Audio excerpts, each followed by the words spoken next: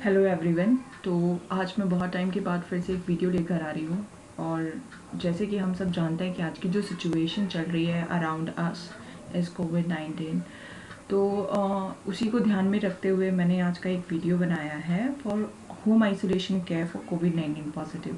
क्योंकि ज़्यादातर जो पेशेंट्स हैं, अब सबको मेडिकल केयर हॉस्पिटल में प्रोवाइड नहीं करवाई जा सकती, और बहुत सारे केसेस ऐसे होते हैं कि जो एसिम्प्टोमेटिक होते हैं, यानी कि जिनमें कोई भी सिम्टम्स नहीं आता है और वो कोविड रिपोर्ट में पॉजिटिव आते हैं। तो ऐसे लोगों को अगर आप होम बेस्ड केयर दे रहे हैं तो उस होम बेस्ड केयर से ही वो ठीक किए जा सकते हैं। तो दिस इज सर्टेन गाइडलाइंस जो गवर्नमेंट ऑफ इंडिया ने भी हमको प्रोवाइड की हैं, और उस गाइडलाइन को ही मैंने फॉलो करते हुए आपको कुछ टिप्स या एक रूटीन बताना चाहती हूँ कि जिससे आपको वो हेल्प होगी अगर आपकी फैमिली में या आपके आसपास कोई भी कोविड पॉजिटिव पर्सन है पर वो एसिम्टोमेटिक है, उसको कोई सिम्टम्स नहीं है। तो आप उस पेशेंट को या उस पर्सन को कैसे ट्रीट करेंगे या कैसे डील करेंगे घर में, उसके ऊपर कुछ पॉइंट्स हैं। सो दिस इज़ माई, ये पहला केस सिनारियो है कि जिसमें कोविड-19 पॉजिटिव रिपोर्ट्स आए हैं। जैसे ही आपके कोविड-19 पॉजिटिव रिपोर्ट्स आते हैं तो ज़्यादातर लोग घबरा जाते हैं। सी, अभी सिनारियो जो है वो है मन के हारे हार है, मन के जीते जीत। तो अगर आप अपना मेंटल कंडीशन स्ट्रांग रखते हैं तो आप उस कंडीशन से ज़रूर उभर कर आएंगे।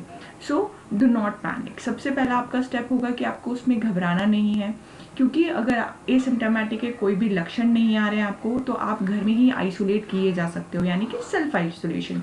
एक कमरा जहाँ पर आप अकेले रहेंगे, बंद करके रहेंगे। और वो कमरा कैसा होगा?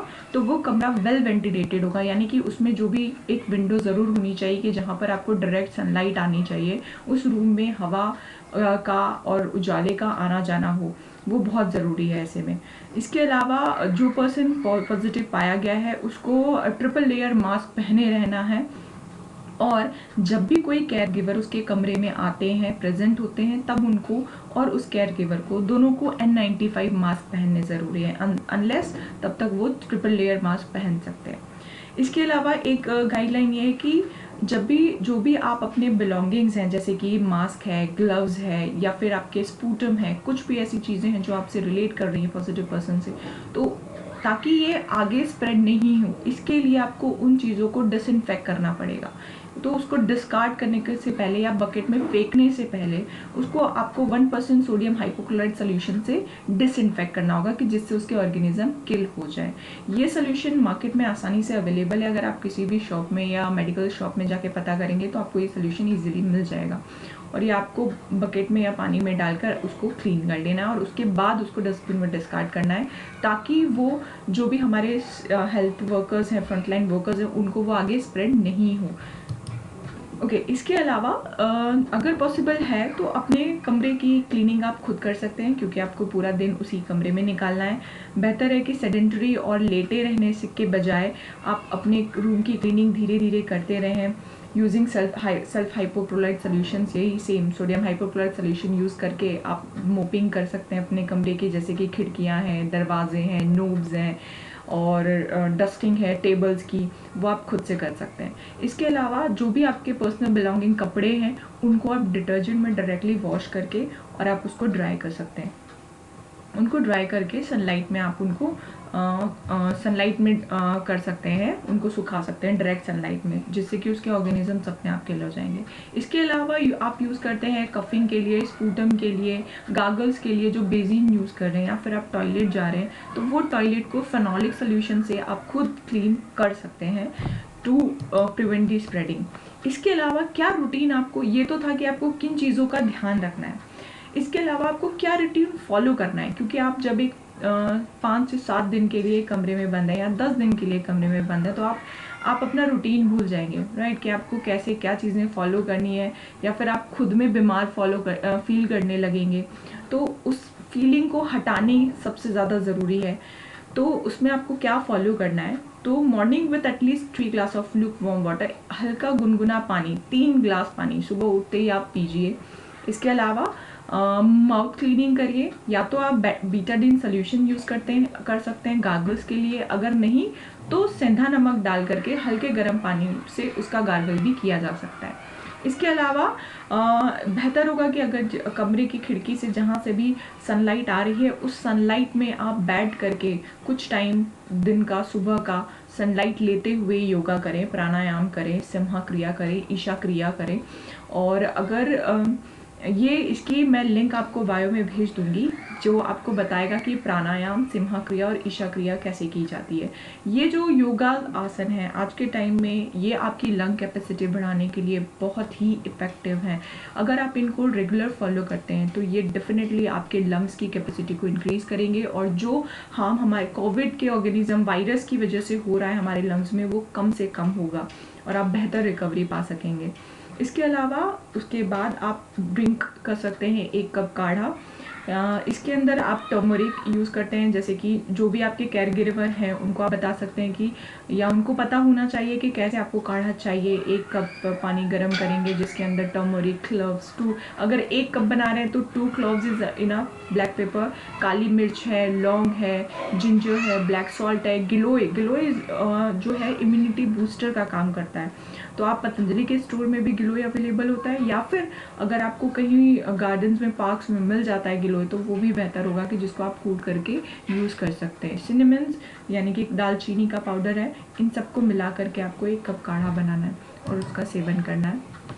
इसके अलावा ब्रेकफास्ट में क्योंकि यहाँ पर आपका धीरे धीरे एपेटाइट, क्योंकि आप पूरा दिन बैठे रहेंगे, आपके पास ज़्यादा एक्टिविटी नहीं होगी तो आपका जो डाइजेस्टिव सिस्टम है वो स्लो डाउन होगा ड्यू टू लेस एक्टिविटी, कम एक्टिविटी की वजह से। तो बेहतर होगा कि अगर आप थोड़ा सा लाइट डाइट लें सुबह, जैसे कि दलिया है या कोई फ्रूट जूस है या फिर वेजी सूप है या फिर अगर आप चाय के शौकीन हैं तो चाय टोस्ट भी ले सकते हैं या फिर एज रूटीन जो भी आपका मन करता है या जो आपके घर में अवेलेबल है वो ब्रेकफास्ट ज़रूर करें।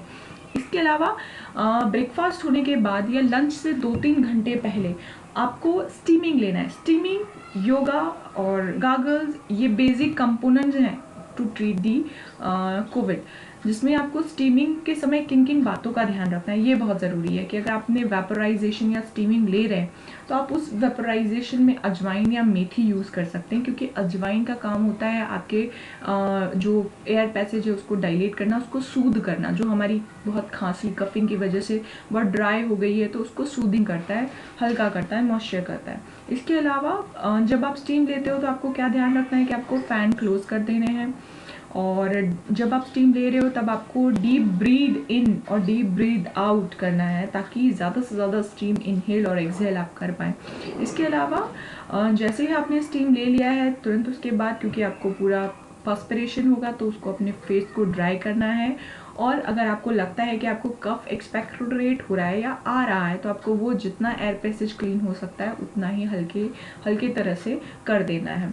इसके अलावा आपको जो फ़ैन रिज्यूम करना है, अगर आपको फिर से स्टीमिंग के बाद करना है तो लगभग 15 से 20 मिनट के बाद, जब तक आपका बॉडी नॉर्मल टेम्परेचर में स्टेबलाइज हो जाए तब आप उसको फिर से रिज्यूम कर सकते हैं। Then will talk about the lunch. Like इस टाइम पीरियड में आप अपनी कोई भी मनपसंद एक्टिविटी, जैसे कि या आपको कोई बुक्स पढ़ना पसंद है या आपको टीवी देखना पसंद है या आप फ़ोन में कुछ चेक कर रहे हैं या फिर डू वटेवर, ताकि आप अपने आप को बिजी रख सकें रेदर देन कि एक सेडेंटरी और स्लीपिंग लाइफ अंदर बिताएं। इसके अलावा लंच में दाल, चावल, रोटी, सलाद, वेजिटेबल्स, कर्ड, रायता, खीर, सीरा एट्सेट्रा जो भी आप चाहते हैं वो आप ले सकते हैं एज पर योर एपेटाइट। अगर आपका गट फीलिंग इज़ गुड, अगर आपको लगता है कि मेरा टमी मुझे हंग्री फील करवा रहा है या बेहतर है, आप अच्छे से योगा कर रहे हैं, आपका मेटाबॉलिज्म एक्टिव है, तो आप ये सारा हैवी डाइट ले सकते हैं। इफ़ नॉट, अगर आपको फील नहीं हो रहा है ड्यू टू फीवर या ड्यू टू एनी रीज़न, अगर आपको गट फीलिंग अच्छा नहीं है तो टेक लाइट डाइट लाइक खिचड़ी, दाल, पानी, स्पेशली मूंग का दाल का पानी, या फिर यू कैन यूज़ शिमला मिर्च जो कि हम डिफरेंट में यूज़ हो सकती है, जो कि एंटीऑक्सीडेंट का भी काम करती है। उसको आप स्लाइटली कोकोनट ऑयल में फ्राई करके उसको यूज़ कर सकते हो एज अ सलाद और एज अ डाइट भी।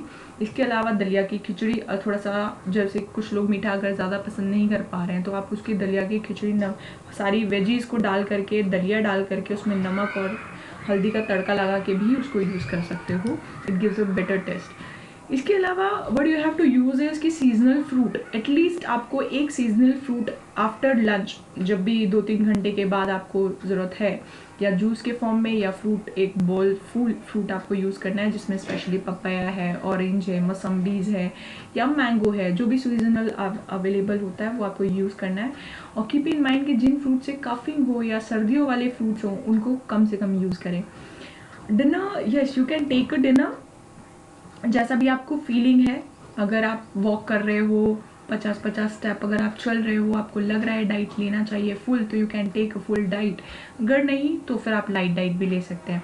Turmeric milk at bed time is as is needed, कि अगर आप दूध में हल्दी मिलाकर, अगर बेहतर है कि अगर आपको कहीं कच्ची हल्दी मिल जाती है तो उसको कद्दूकस करके मिल्क में डालकर बॉईल करके और वो दूध आप यूज़ कर सकते हो। इट इज़ वेरी गुड, जो है एंटीसेप्टिक का काम करती है हल्दी हमारी बॉडी में।